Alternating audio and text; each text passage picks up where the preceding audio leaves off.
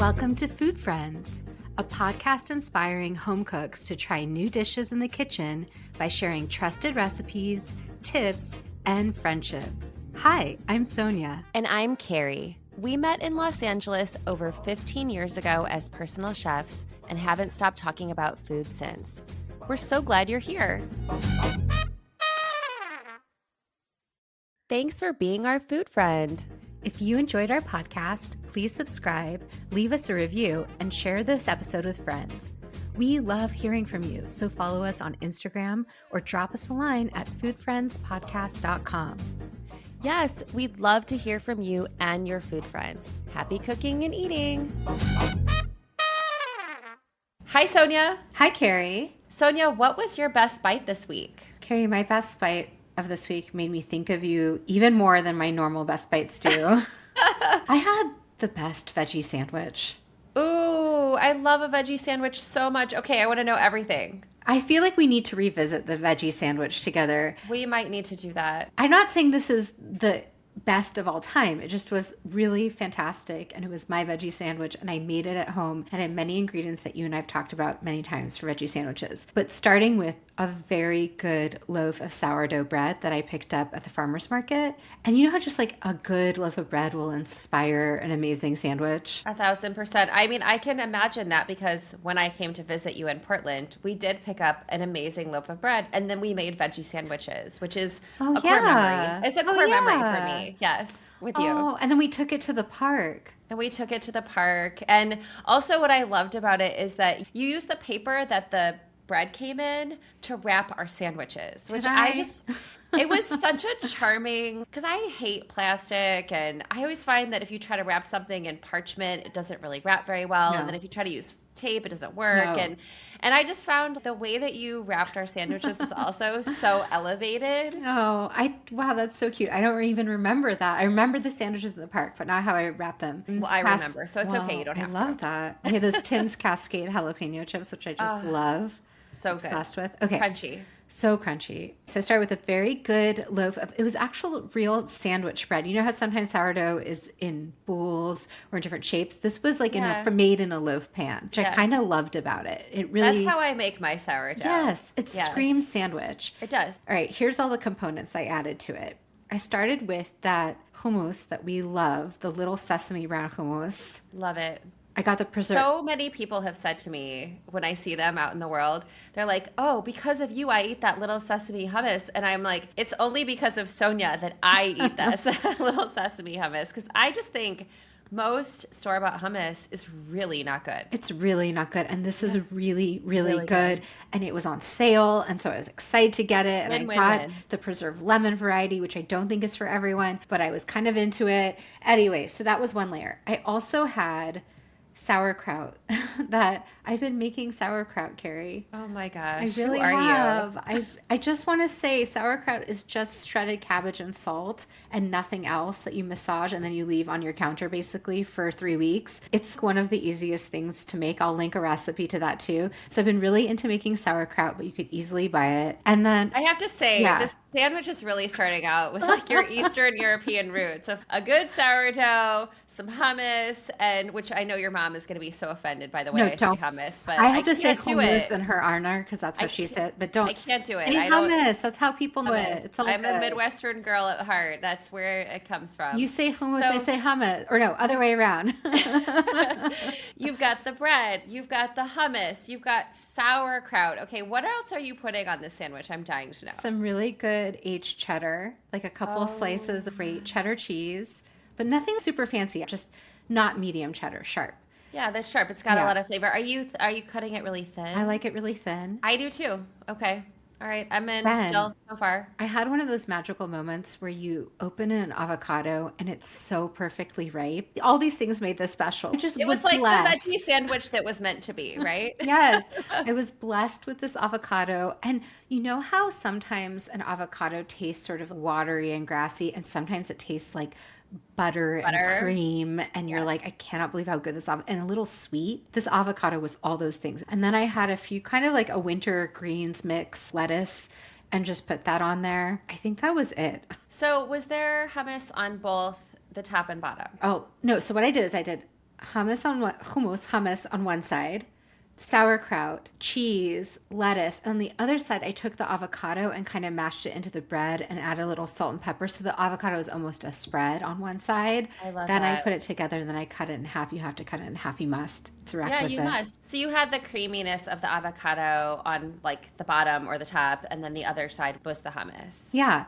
I know that I'm not talking about something that not everyone has all the time, but there was something about the combination of all these things, including sauerkraut. I really think it's like unexpected, but that bright tanginess, especially in these colder months, really made the veggie sandwich feel right for the season, but also very bright and happy. Yeah, but I think this is what home cooking wins are about. They're not actually about making restaurant quality food dinners at home. They're about finding meaning in these little treats that you make yourself. We have to eat 3 times a day. And so taking 5 or 10 minutes to make a proper lunch, which is, as you know, I've confessed many times, I'm not someone who makes proper lunch at home. I just don't do it.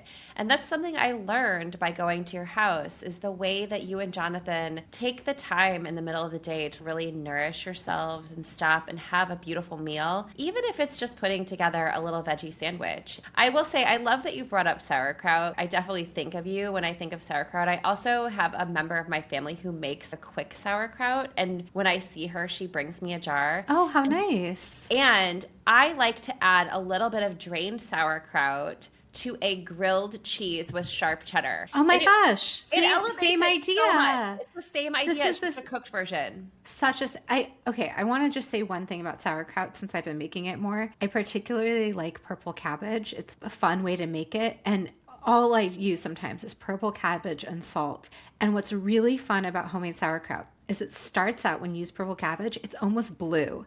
So the general rule is 2 to 2.5% salt to the total weight of cabbage you're going to use in your sauerkraut. So you just weigh your cabbage first, then you can have Google help you and tell you what 2 to 2.5%. I usually do 2.2% just to keep it safe. You want a non-iodized salt, so you want kosher salt or sea salt. And then you take that salt and you rub it into your shredded cabbage and you massage it for like 10, 15, 20 minutes. This is the hardest part. Kind of like how you would do for kale, but for longer, an extended amount of time. And the cabbage starts releasing a ton of liquid, a ton. And then when you stuff it into the jar, liquid's going to rise to the top. And if it doesn't, then you can add a little bit more salty water, but really you shouldn't have to. And then I just put a lid loosely on it and I put it on my counter and I just let it ferment. So it starts out super dark, super blue, crazy. You're like, how is this did I do something wrong? What's going to happen? You really start to question yourself. And then by a week in, because it sits for at least a couple weeks usually, it will start turning brighter and brighter purple and then reddish purple until whatever sourness you like, you kind of just start tasting it every few days. And then once you like the level of sourness, you stick it in your fridge. It's that simple. And that's what stops it. That's what, and it continues, but it goes real slow. Yeah. Yeah. When I make my sourdough bread, if I leave it out on the counter, it goes faster. And if I leave it in the fridge, I can leave it there for a few days and then bake it off. Yeah. But it gets sour over time. It's something that at first I was so scared to make. And then once you do it once, you're like, oh, this is so easy. And it's fun. Well, I really love that. That's maybe something that I would want to try to do. Yes. You know, a leftover grain, a little leftover protein, a couple of veggies. Adding a little sauerkraut to that really perks up the whole dish. It really does. And that's why it's so good in a grilled cheese or a veggie sandwich, exactly how you and I both apparently like to make it. Yeah. Just bread, butter, cheese, that can be so rich. And so I think the sauerkraut like cuts it. It makes me feel a little bit more virtuous. It does. Well, Carrie, what was your best bite of the week? Well, Sonia, my best bite of the week was a kale and sausage pizza. I went on a little bit of a journey of making this pizza because, as you know, we usually record our podcast and I record from an office. And so when we finish our recordings, there's usually a lunch waiting for me. But Carrie, this is a very LA thing. Not every office gets lunch ordered in. So it's true. It was just such a fun part. It's a generous office. It's very fun to visit you because they always include me if I'm there. It's such a treat to have lunch delivered. It's a real treat, especially for someone who likes to cook, to have someone order food for me and it's waiting when I'm done. So this particular day, I was really hungry. I had skipped perfect breakfast. They sent me the menu. It was from this restaurant in Los Angeles called Sweet Salt. And they have really good salads. So I usually order a salad, but they also have a wood oven pizza, and they start firing their pizza at 11 o'clock in the morning. So I knew I could order a pizza for lunch. So I ordered this kale and fennel sausage pizza for lunch, which is something I would never do, like eat a personal pizza for lunch myself. Why not? Well, just hard to eat all that in the middle of the day Sure. and then keep moving or whatever. But what really called to me was roasted kale. And I was like, what do they mean by roasted kale? I got to know. This sounds good to me. I'm going to order this pizza. So it's a red sauce. It's a little bit of cheese. It's ground sausage, finely ground and cooked on top of your pizza. And then they covered the top of the pizza with kale and stuck it in the wood-burning oven. So when it came, it was toasty on top. And I loved it so much that I made kale and sausage pizza at home with my sourdough. Oh, wait. Okay, so you use yours. Tell me more. So I used my sourdough. You mean like the recipe for the sourdough bread, which I think also lets you make pita or pizza out of it. Is that right? It does. So what I love about Adrienne Hale's recipe, which I have talked about many times, and that I genuinely do make sourdough every single week, is her recipe was developed to teach children how to make bread. And so she has created this recipe where you would make a batch of bread and divide it up into 2 loaf pans so that the children could take home one, and then the other loaf was donated to a food bank. I love that idea because I like to make bread at home, but our family really can't eat 2 loaves. And so I'm really happy to give away loaves of bread to my friends and to my neighbors. And so, but the other thing that she tells you could do is you can make pitas, which I have made, but I have never made pizzas. And I thought, well, listen, I've got a great reason to make pizza out of my sourdough. And so I went home, I mixed together a batch of dough, and I cut it in half, and I put together 1 sandwich loaf, and then I took the other pieces and I sort of shaped them into small pizza shapes. The one thing I wanted to do was I par-cooked the dough before I sauced it because I really wanted it to be a little bit crispier. We had such a feast. I took some sausage, some mild Italian sausage that I had in my freezer. I cooked that. I broke it up really finely so it wouldn't be too thick or heavy on my pizza. But, you know, Mac wanted pepperoni, so I made some pepperoni ones for him. And James and I had the sausage and kale. Did you roast your kale? No, I didn't roast the kale. I took some kale out of my garden. I washed it. I dried it really well. I cut it up into little pieces, and I put that on top. Yeah. And if you broil it just a little bit, it gets toasty and caramelized, and it was really delicious. What cheese did you use? And did you use red sauce, or is this a white pizza? I did use red sauce, and my confession is that I actually had some tomato soup left over in my fridge. Oh my gosh. And so I took that tomato soup, I simmered it down, I added a little bit of tomato paste and a little bit of oregano, and that was our sauce, and it was delicious. This is such a fun idea. And what cheese? Was it mozzarella or cheddar? And then I used a mixture. We had a little bit of mozzarella, we had a little bit of Monterey Jack, we had cheddar, which reminded me of you because you confessed in our pizza episode that you always put a little bit of sharp cheddar on your pizzas.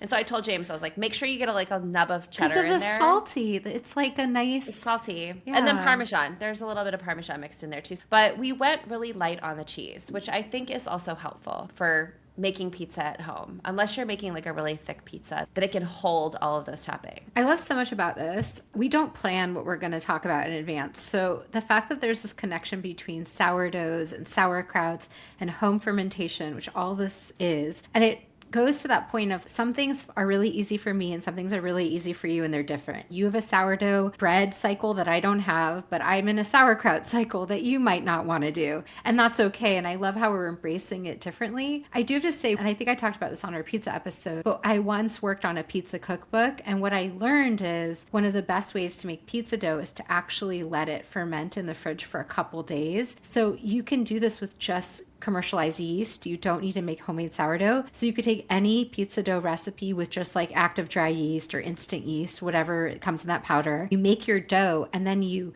divide it into the weights you'll want for your pies. And then you put them in deli containers or in Tupperware and you let it sit in your fridge for 3 days. And that's the ideal thing for a pizza crust. But you don't need to do that if you're using sourdough dough, which is already naturally fermented fermented and aged. Yeah, I love that tip because I think it is fun to make pizza at home. It was really a fun Saturday night for us. Everybody kind of got to put what they wanted on their pizza. Also, that inspiration can start from so many different places. And my inspiration just started from having this takeout lunch that was so delicious. I love that you brought back a veggie sandwich. And I always want more inspiration for a delicious veggie sandwich. There can never be enough veggie sandwiches or pizzas in my life. So true. This has been so fun. Well, until next time. Until next time. Bye. Bye. Thanks for being our food friend. If you enjoyed our podcast, please subscribe, leave us a review, and share this episode with friends. We love hearing from you, so follow us on Instagram or drop us a line at foodfriendspodcast.com. Yes, we'd love to hear from you and your food friends. Happy cooking and eating.